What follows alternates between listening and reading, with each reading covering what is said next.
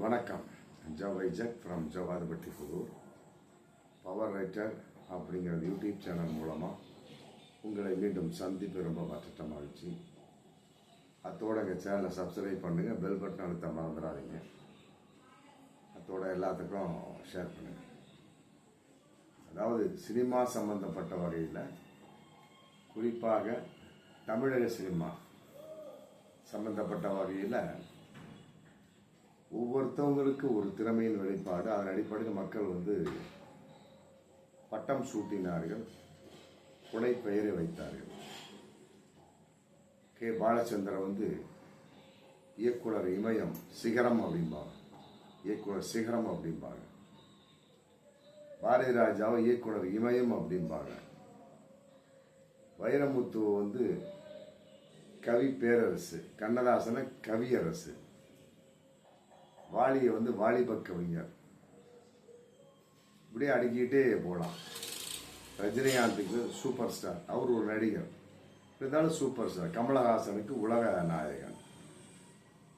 அதன் அடிப்படை வரிசையில் பார்த்தீங்க அப்படின்னா எல்லாமே பெரும்பாலும் இயக்குநர்களுக்கும், மற்றபடி நடிகர்களுக்கும், மற்றபடி அழகாக இருக்கக்கூடிய நடிகைகளுக்கும் இப்படி தான் பேசியிருப்பாங்க, வச்சிருப்பாங்க. மக்கள் ஒரு பட்டம் சூட்டியிருப்பாங்க. இசைஞானி இளையராஜா, அது இசை சம்பந்தப்பட்ட ஒரு செய்தி. ஆனால் திரைக்கதை அப்படிங்கிறதுக்கு இது வரைக்கும் ரொம்ப அதிகமாக யாருக்குமே வைக்கவே இல்லை. வைக்கப்பட்ட ஒரே ஒரு நபர் தான் இசைஞானி இளையராஜானா. இசைஞானி இளையராஜா இருக்கிறாரு. அதே மாதிரி கங்கை அமரனுக்கு ஒரு பேர் உண்டு, சங்கர் கணேஷுக்கு ஒரு உண்டு. ஆமாம், தேவர்கள் அறிமுகப்படுத்தப்பட்ட இரட்டை இசையமைப்பாளர் அப்படின்னு சொல்லுவாங்க. தேவாவுக்கு தேனிசை தென்றல் அப்படிம்பாங்க. எல்லாமே இசை சம்பந்தப்பட்டது. நடிப்பு சம்பந்தப்பட்டது அதே மாதிரி தான். நடிகர் திலகம், மக்கள் திலகம், சூப்பர் ஸ்டார் போட்டு.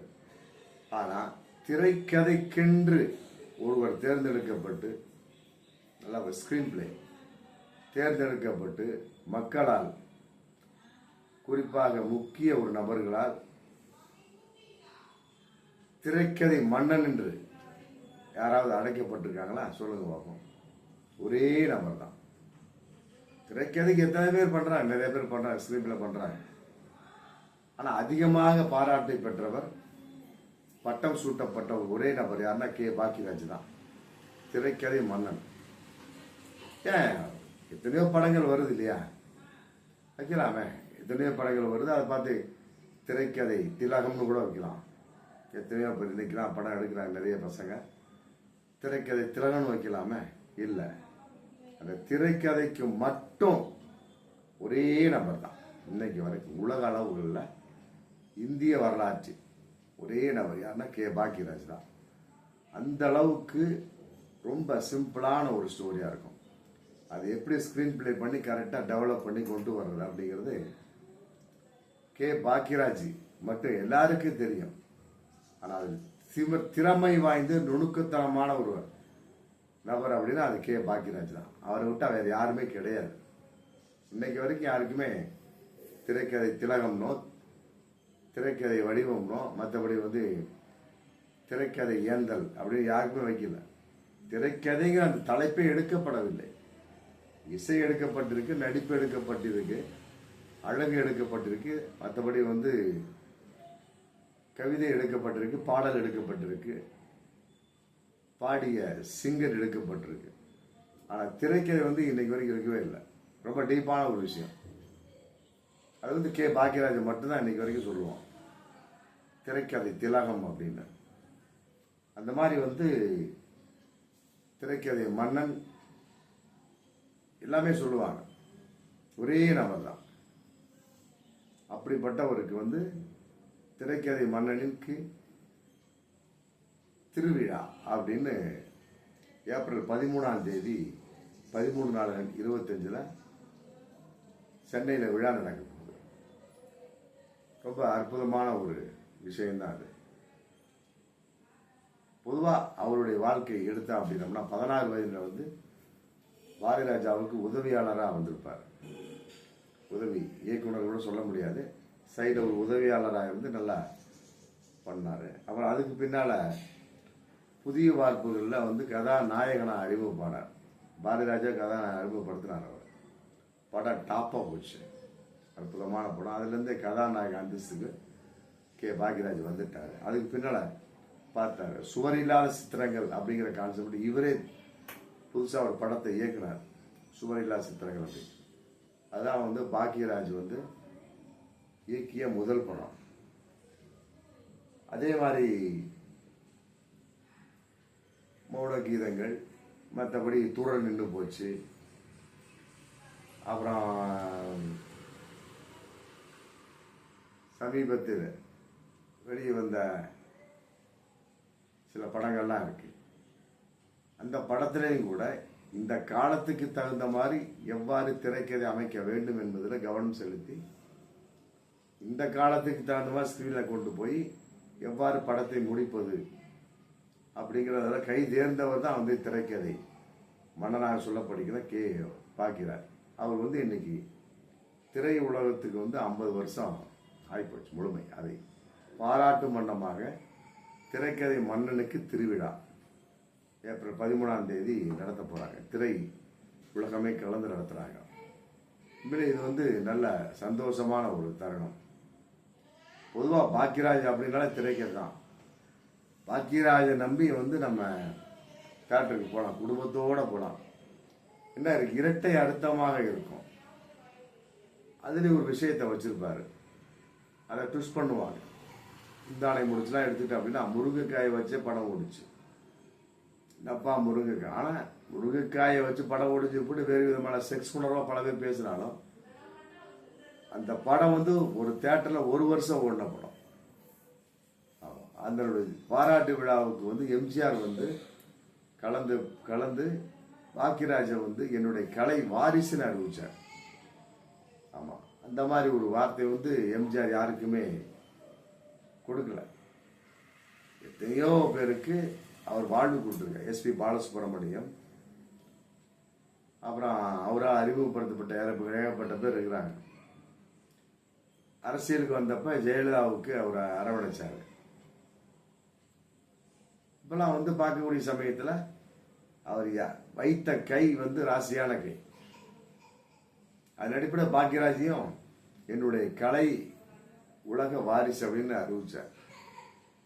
அதன் அடிப்படையில் வந்து தனிப்பட்ட முறையில் அவருக்கு பின்னால் ஒரு கட்சியும் தொடங்கினார். அந்த கட்சியை வந்து சரியாக கொண்டு போக அவருக்கு தெரியல. ஏன்னா சினிமா வேறு அரசியல் வேறு, கட்சியை கொண்டு போக தெரியல, டிக்ளேர் பண்ணிடுறாரு. அப்புறம் திரும்பவும் திமுகவுக்கு மாறுறாரு. அப்புறம் அங்கும் அவருக்கு சரியான மரியாதை இல்லை சொல்லி திருப்பி அதிமுகவுக்கு வந்துட்டார். இப்போ இந்த மாதிரி பலவிதமான ஒரு சூழல் இருந்தாலுமே கூட அந்த திரைக்கதை அப்படிங்கிற ஒரு விஷயத்துல வந்து ஒரு திறமையானவர், புகழ் பெற்றவர் அப்படின்னா உண்மையிலே நம்ம சினிமா உலகத்தை பொறுத்த வரைக்கும் அது பாக்யராஜ் தான். ஆமா, அதாவது இன்னொரு படத்தை கூட நம்ம சொல்லலாம். அதாவது தூரல் நின்று போச்சு. அந்த படம் பார்த்தீங்கன்னா ரொம்ப அற்புதமாக இருக்கும். ஒரு சாதாரண ஒரு கிராமத்து கதை. பொண்ணு பார்ப்பாங்க, பொண்ணு பார்த்துட்டு வந்தோடனே சில காரணங்களால் இழுத்துக்கிட்டே போவாங்க, பொண்ணு கொடுக்காம. அந்த பொண்ணை வந்து எவ்வாறு கட்டுவது, ஒரு ஃபைட்டிங் சீன் இருக்காது, அது வேற ஃபைட்டிங் சீன் வேறு, இது சம்பந்தப்பட்ட ஒரு வகை எதுவுமே இருக்காது. சிலம்பாட்டம் சம்பந்தப்பட்ட வகையில் அதுதான் இருக்கும். அந்த மாதிரி சிம்பிளாக முடித்து எப்படி அந்த ஸ்கிரீப்பில் கொண்டு போகணும் அப்படின்னு கொண்டு போய் ரொம்ப தெளிவாக அழகாக ஜம்முன்னு முடிச்சிருப்பார். எந்த ஒரு வில்லங்கமும் இருக்காது. ஆமாம், கடைசியில் வரும்போது மனசுக்குள்ள மிகப்பெரிய சந்தோஷத்தை சுமந்து வண்ணமாக தான் நம்ம வரணும். அதே மாதிரி தான் மௌன கீதங்கள். மூக்குத்தி பூ மேலே காத்து உட்காந்து பேசுதம்மா. அதே மாதிரி அதை விட அற்புதமான ஒரு படம் சொல்லணும்னா அந்த 7 நாட்கள். அந்த 7 நாட்கள்லாம் வந்து ரொம்ப அற்புதமான ஒரு படம். கமக நிசப்பா நிசாசா கவிதை அரங்கேறும் நேரம் மலர் கணைகள் பரிமாறும் தேகம், இன்னி நாளும் கல்யாண ராகம், இந்த நினைவு சங்கீதமாகும். அற்புதமான படம். அது கூட வந்து காஜா ஷரீப் நடிச்சிருப்பான் அந்த பையன். பார்த்தோம்னா ரொம்ப அற்புதமா இருக்கும். ஆமா, ஒரு தாலி கட்டிடுவாங்க. அப்புறம் ஃபர்ஸ்ட் நைட்டை வந்து தாலிய அவளை தொடக்கூடிய சமயத்தில் கட்டிய கணவன் வந்து தொடாங்கிற கான்செப்ட். அப்புறம் ஃப்ளாஷ்பேக்காக கதை போகும். எனக்கு ஒன்றும் கிடையாது, நான் கட்டின தாலி அவுத்து கொடுத்து உன் புருஷன்ட்ட, உன்னுடைய பழைய காதலன்ட்ட போமா. எப்படிதான் ஸ்கிரீன்ல கொண்டு வந்து காட்டுறோம். ரொம்ப பாராட்டு பெற்ற ஒரு படம் அந்த நாட்கள். ஆனால்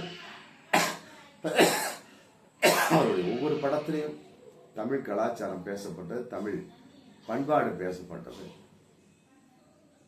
அதே நேரத்தில் இரட்டை அர்த்த வசனங்களாக இருந்தாலும் அத்து மீறாமல் இருக்கும். அதையெல்லாம் விட அந்த விதிங்கிற படத்துல ஒரு அற்புதமான ஒரு சொல்லுவார், ஒரு தீர்ப்பு பூர்ணிமா பாக்கியராஜ் சொல்லியிருப்பாங்க. அதன் அடிப்படையில் ஒரு செய்தியாளர் பேட்டி கேட்குற மாதிரி சொல்லுவார். அப்ப சொல்லுவார், நான் கொஞ்சம் ஒரு கசமுசாவை சொல்லட்டுமா அப்படின்னு சொல்லிட்டு சொல்லக்கூடிய சமயத்தில் சொல்லி முடிச்சதுக்கு பின்னால் அந்த செய்தியாளர் சொல், சார் எவ்வளோ பெரிய விசேஷம் சொல்லிட்டீங்க, இதை போய் நீங்கள் செக்ஸ் சொல்றீங்களே அப்படின்னு. ரொம்ப அற்புதமான, அதாவது ஒரு விஷயம், ஒரு ஹார்டான ஒரு விஷயத்தை ஒரு கதையை எப்படி எளிமைப்படுத்தி திரைக்கதை அப்படியே கொண்டு வரணும். திரைக்கதை வசனம் என்பது யார் வேணா எழுதலாம், அவர் தான் எழுதியிருப்பார் அவருடைய படங்கள். அதே மாதிரி வந்து நிறைய இசையமைப்பாளரா ஒரு 5-6 படத்துக்கு பண்ணியிருக்கிறாரு. அப்புறம் பாடகராகவும் இருந்திருக்கிறாரு, தயாரிப்பாளராகவும் இருந்திருக்கிறாரு, நடிகனாகவும் இருந்திருக்கிறாரு, கதையாசிரியராக இருந்திருக்கிறாரு, திரைக்கதை ஆசிரியராக இருந்திருக்கிறாரு, வசனகர்த்தாவும் இருந்திருக்கிறாரு. புரியுதுங்களா? மற்றபடி வந்து இசையமைப்பாளர் இருந்திருக்கிறாரு. அப்புறம் பத்திரிகை துறையில் இருந்திருக்கிறார். பாக்கியா அப்படிங்கிற ஒரு பத்திரிகை. அந்த பத்திரிகையோட ப்ளஸ் பாயிண்ட் என்ன அப்படின்னா, வாசகர்கள் கேள்வி அனுப்புறாங்க பார்த்தீங்களா, அதுக்கு வந்து சினிமாவில் பேசுகிற மாதிரியே ஒரு கதை சொல்லி விளக்குவார். உதாரணத்துக்கு எத்தனையோ சொல்லலாம், கல்லுக்கும் பாலுக்கும் என்ன வித்தியாசம் அப்படின்னு ஒரு வாசகன் கேள்வி கேட்குறான்னு வைக்கலாம். உடனே என்ன பண்ணுவோம், ரெண்டுமே வெள்ளையாக தான் இருக்கும், ஆனால் அதில் போதை இருக்காது, இதில் போதை இருக்கும் அப்படின்னு தான் சொல்லுவாங்க. இதான் அடிப்படை.